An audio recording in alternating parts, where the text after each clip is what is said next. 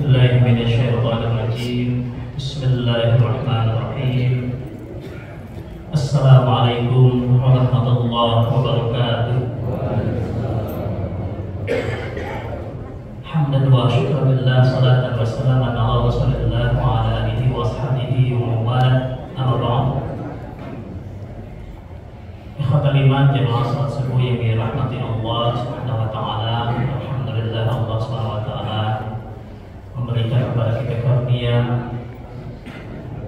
bertemu di akhir bulan suci Ramadan. Oleh karena itu, semoga kita termasuk di antara sebahagian umat Islam yang bersemangat menambah ibadah kita di 10 terakhir bulan suci Ramadan. Ikhwatal iman, dahulu pada waktu di daratan Cina terjadi ledakan penduduk, di mana jumlah kelahiran di sana demikian banyaknya, dan sampai sekarang kita tahu Cina bersama dengan India adalah dua negara yang penduduknya paling banyak di dunia, melebihi 1 miliar penduduk. Bayangkan Indonesia yang segini banyaknya saja masih nomor 4 jumlah penduduk paling banyak di dunia. Cina dan India itu dua negara yang penduduknya di atas 1 miliar. Pada waktu terjadi ledakan penduduk di Cina, banyak di antara masyarakatnya yang hidup di dalam garis kemiskinan. Karena demikian sulitnya memanajemen sebuah negara dengan penduduk yang sangat banyak. Akhirnya mereka merantau ke berbagai negara di luar Cina, termasuk di Indonesia. Salah satu kisah yang pernah saya baca adalah seorang anak SD bersama dengan kerabatnya naik perahu kecil dari daratan Cina sampai tiba di Pulau Kalimantan untuk mencari penghidupan tanpa dukungan ekonomi yang memadai. Anak kecil ini susah hidupnya dari kecil karena berada di bawah garis kemiskinan. Dia berdagang di Kalimantan, berdagang kecil-kecilan, dan berkat usaha yang gigih, akhirnya perlahan-lahan usaha yang dia lakukan mengalami kemajuan. Kalau orang Cina berdagang itu kan memang luar biasa ya Pak ya. Laku banyak meskipun untungnya sedikit nggak apa-apa. Nggak apa-apa untung sedikit, yang penting laku banyak. Kalau orang Melayu kan pengennya lakunya sedikit tapi untungnya banyak, makanya yang belinya jadi sedikit.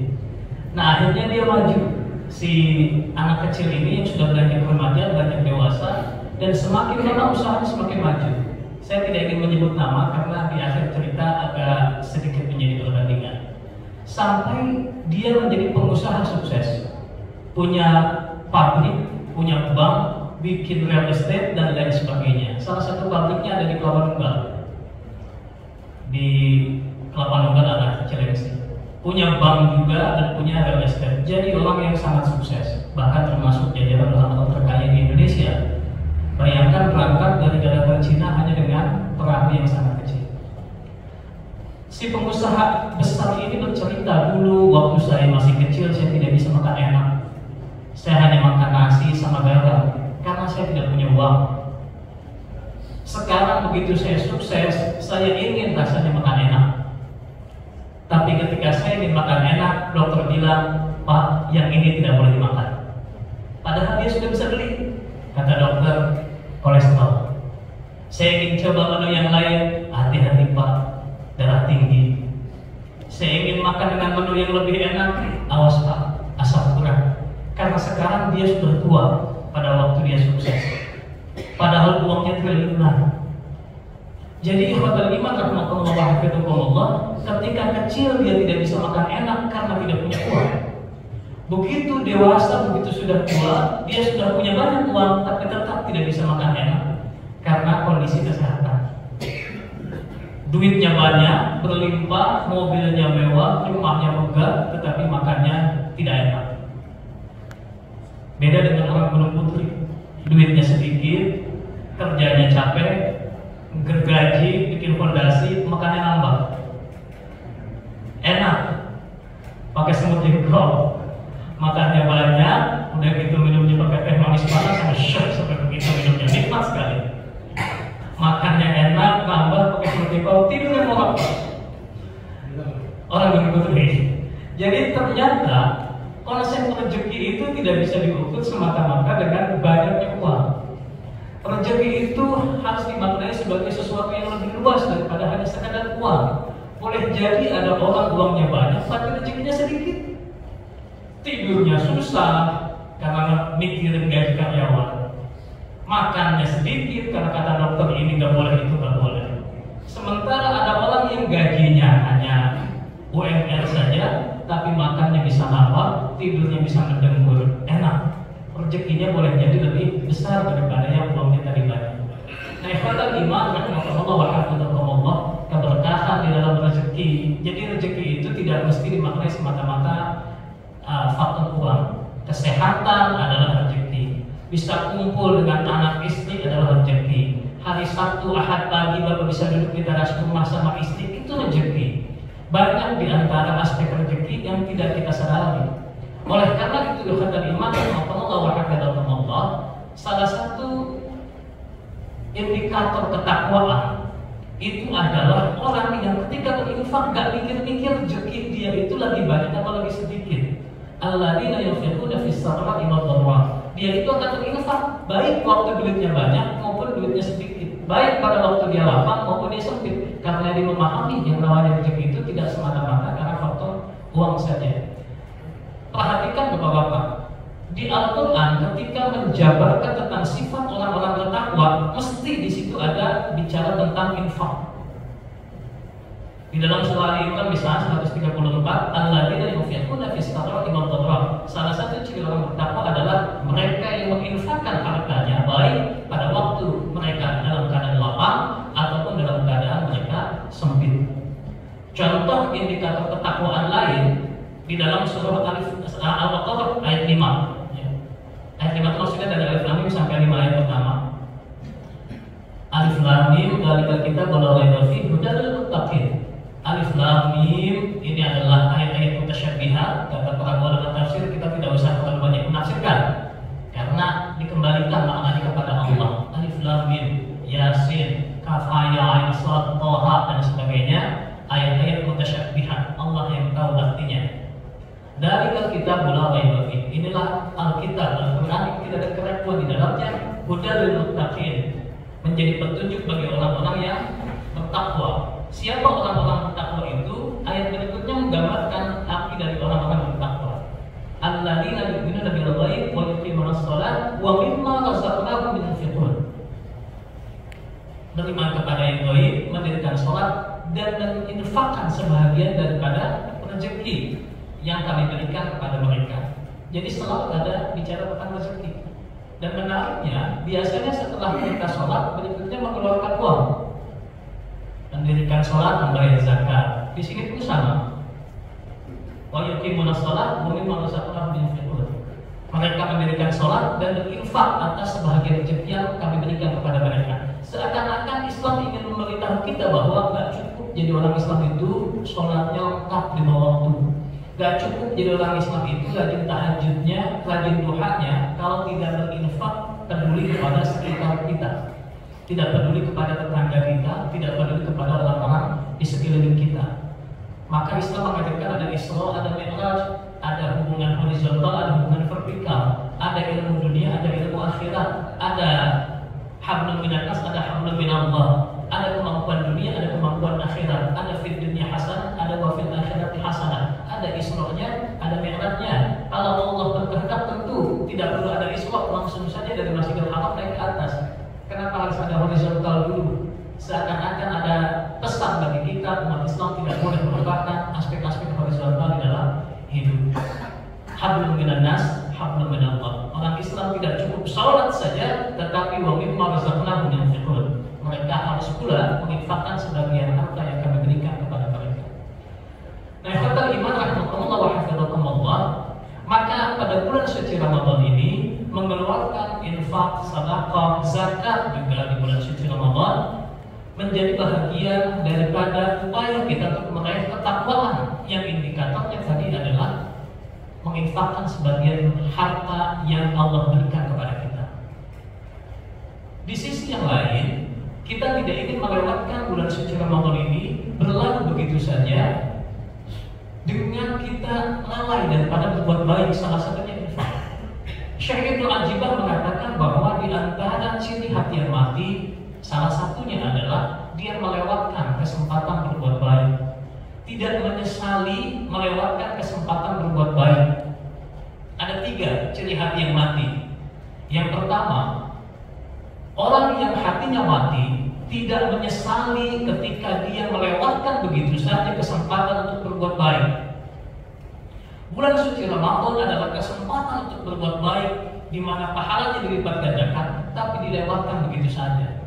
Orang-orang yang hatinya hidup akan menyesal begitu Ramadan berlalu, ibadah dia tidak maksimal di bulan suci Ramadan. Dia khawatir tidak bisa bertemu lagi dengan bulan suci Ramadan karena dia tidak tahu usia hanya Allah yang tahu.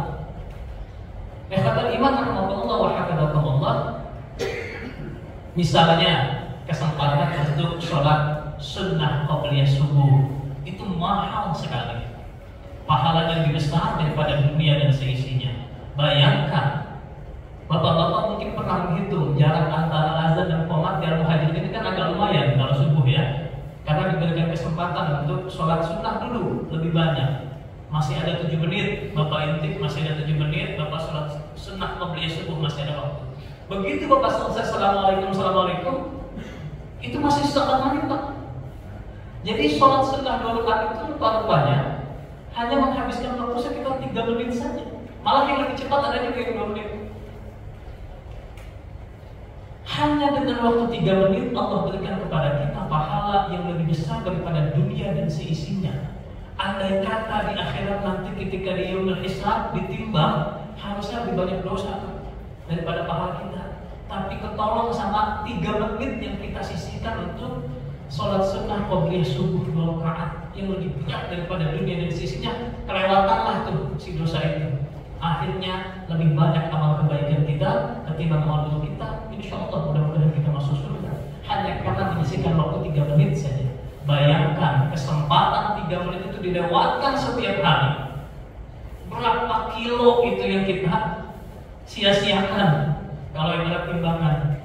Berapa besar bumi dan seisinya kita lewatkan hanya karena menyia-nyiakan kesempatan 3 menit.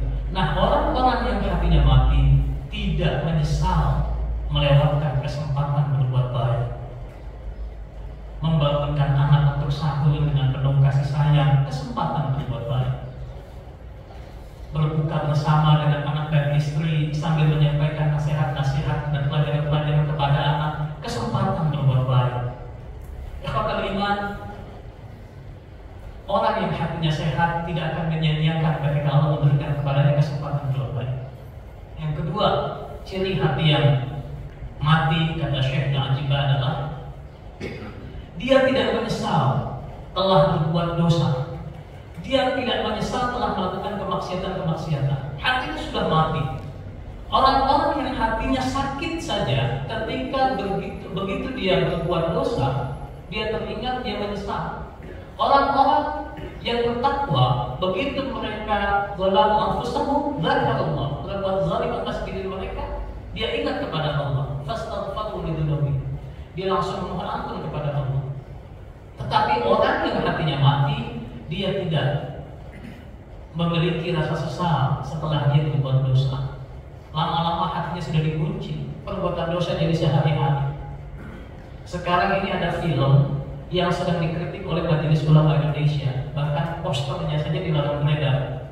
Filmnya film horor. Kalau bapak-bapak punya anak yang gemar nonton film horor, belakangan ini film horor selalu mengambil tema-tema Islam. Siksa kubur, hari ke-7, setelah maghrib. Nah sekarang yang paling parah itu film judulnya Kiblat. Jadi Kiblat itu jadi judul film horor yang posternya itu adalah posisi orang sedang rukuk, palanya muter ke belakang. Akhirnya dikritik karena dianggap penistaan agama. Nah orang-orang yang keras hatinya mengkampanyekan hal-hal yang sedemikian rupa, yang akhirnya malah stigma Islam, membuat orang-orang menjadi takut ketika sholat dan lain sebagainya, tidak akan merasa sesal dalam hatinya ketika telah berjarinya amal-amal buruk. Yang penting duit saja, yang penting cuan saja. Dia tahu orang Indonesia itu suka hal-hal goib, tapi dengan pemaknaan yang keliru. beriman kepada yang baik, tetapi salah cara mengimaninya. Saya baca di Instagram, ada orang nggak percaya dengan Nyiroro Kidul. Di bawahnya dikomentari, emang kamu nggak beriman kepada yang baik, katanya. Jadi kalau bapak nggak percaya Nyiroro Kidul, itu bapak nggak beriman kepada yang baik. Jadi cara mengimani yang baik itu sampai sedemikian rupa. Saya nggak mau pergi ke Pelabuhan Ratu kalau pakai baju hijau, takut diseret sama Nyiroro Kidul. Nyamain karena bajunya hijau. Bapak-bapak yang dirahmati Allah, saya sendiri kalau ke Pelabuhan Ratu, Pak, saya nggak akan pakai baju hijau. Betul, bukan karena nggak punya, bukan. Saya nggak akan ke Pelabuhan Ratu, pergi ke pantai, bukan hanya Pelabuhan Ratu, pantai manapun saya nggak akan pakai baju hijau. Kenapa? Karena begitu Bapak pergi ke pantai dengan baju hijau, Bapak terseret ombak, tim SAR, tim penyelamat akan kesulitan menemukan jasad Bapak. Karena akan tersambar oleh air laut. Jadi pikiran orang untuk melarang manusia pergi ke pantai menggunakan baju hijau itu sebetulnya rasional. Karena kalau Bapak pergi ke pantai pakai baju hijau, Bapak diseret oleh ombak, itu tim SAR susah kali nyari Bapak, karena bajunya itu hijau. Termasuk juga baju biru. Bapak jangan keliru, orang Sunda itu biru dan hijau sama, disebutnya hijau. Kata laut mana hijau itu katanya. Jadi biru sama hijau itu sama dalam pikiran orang Sunda. Jadi maksudnya kalau Anda pergi ke Pelabuhan Ratu, jangan pakai baju hijau, itu baju hijau dan baju biru. Maknanya pada waktu bahasa itu dibuat, orang Indonesia itu perbendaharaan katanya memang sedikit. Kita Pak baru mengenal kata coklat itu setelah Belanda menjadi Indonesia. Warna coklat itu kita nggak kenal. Dulu orang Nusantara menyebut coklat itu merah. Makanya tanah kendati warnanya coklat disebut tanah abang, tanah merah. Padahal warnanya tidak merah. Bapak bandingkan saja dengan kaos bapak yang merah, warna coklat. Kakek saya itu kalau nyebut papan yang coklat atau meja yang coklat itu terlalu biru katanya. Jadi coklat itu warnanya merah. Nah termasuk juga hijau. Hijau dan biru itu disebutnya hijau. Jadi ikhwatul iman rahimakumullah, banyak sebetulnya pikiran-pikiran yang dianggap tahayul, yang goib-goib tadi itu kalau dimaknai dengan rasional masuk akal. Jadi bapak begitu ngasih tahu istri, anak waktu mau piknik ke Pelabuhan Ratu, kalau nakut-nakutin itu coba pakai akal gitu nakut-nakutinnya. Jangan pakai baju hijau, jangan pakai baju biru kalau ke pantai. Kenapa? Emang kenapa? Itu nggak boleh. Karena nanti kalau terjadi hal yang tidak diinginkan, tim penyelamat akan sulit menemukan kita. Pakai baju oranye. Makanya orang yang bekerja di jalan tol bajunya oranye. Makanya tim SAR bajunya oranye. Makanya ranger di gunung bajunya oranye. Karena warna oranye itu adalah warna yang paling mencolok, yang mungkin mudah dilihat dibandingkan dengan warna yang lain. Paling kelihatan warna oranye itu kalau di tengah hutan Bapak tersesat, Bapak mudah dilihat. Warna oranye itu kalau Bapak lagi nyapu di pinggir jalan tol, mudah dilihat. Jadi pasukan oranye itu, kenapa bajunya oranye itu bukan asal pilih warna, itu berdasarkan pertimbangan safety atau keselamatan. Nah, ikhwatul iman rahimakumullah wa hafizakumullah, ciri pertama orang yang hatinya mati adalah mereka tidak pernah menyesal melewatkan kesempatan berbuat baik. Yang kedua, orang yang hatinya mati adalah mereka yang tidak pernah menyesal berbuat maksiat. Dan yang ketiga, ciri orang yang hatinya mati adalah mereka berkumpul dengan sesama orang-orang yang hatinya juga mati.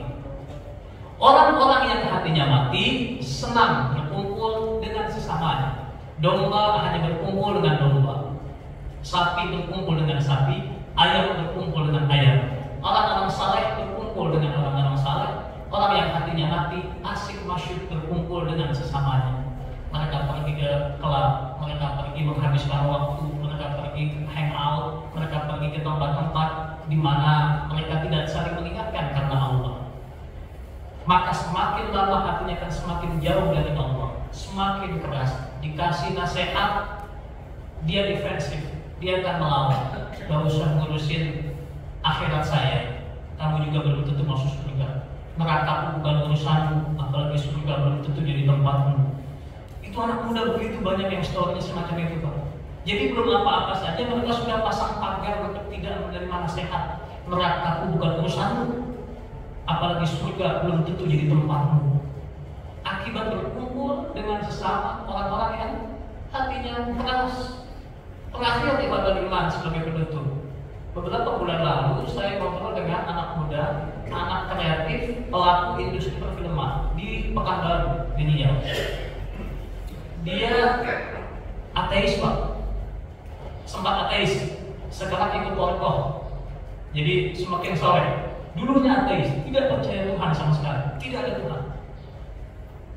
Ngobrol dengan saya dari jam 10 pagi sampai setengah 12 siang menjelang sholat Jumat. Saya masih ingat betul. Waktu itu jadi lomba, menjadi juri lomba film Islami tingkat nasional. Di mana itu mantan orang ateis. Ikhwatul iman rahmatullah, dia cerita ke saya, anak-anak ateis di Jabodetabek itu ngumpulnya di Sarinah. Mereka mengumpul diskusi, tapi ateis yang mikir, bukan orang-orang ateis yang gara-gara malas sholat terus jadi ateis, gitu. Bukan. Ini orang ateis yang benar-benar mikir. Mereka kumpul di Sarinah, diskusi. Dia nyebut beberapa nama ateis. Saya kaget. Dia tanya ke saya, apa buktinya kalau Allah itu ada? Para ustadz kalau ditanya apa buktinya Allah itu ada, jawabannya kan itu lagi Pak.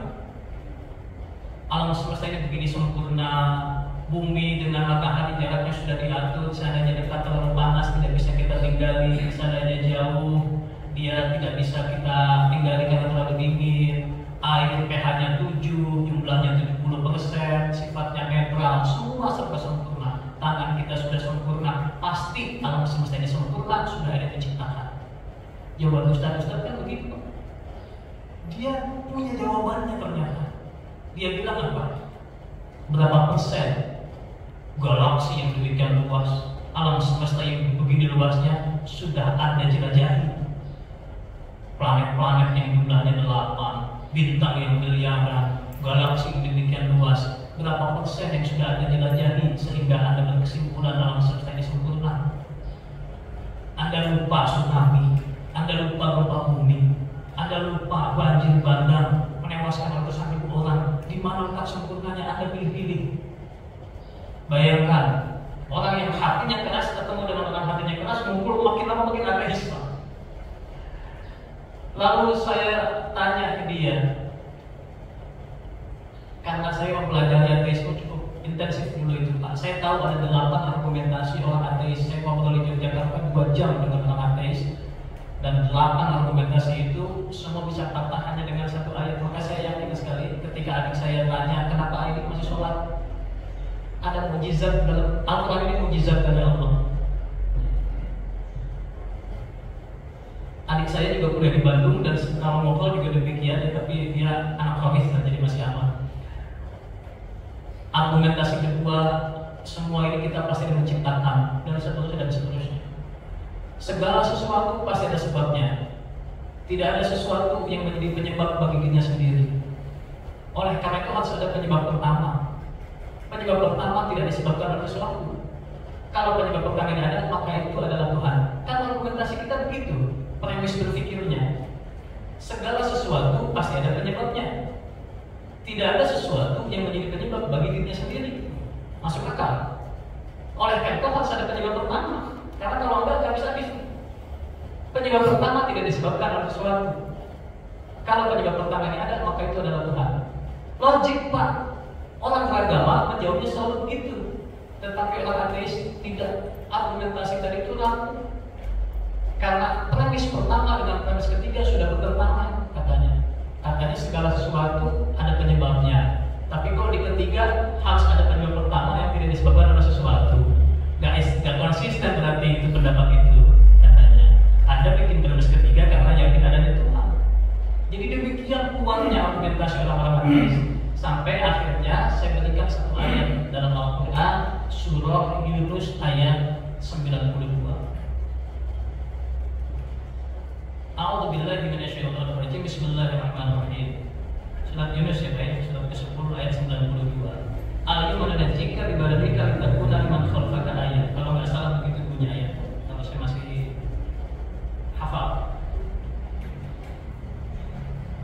Surat ke-10 ayat 92 ini menjadi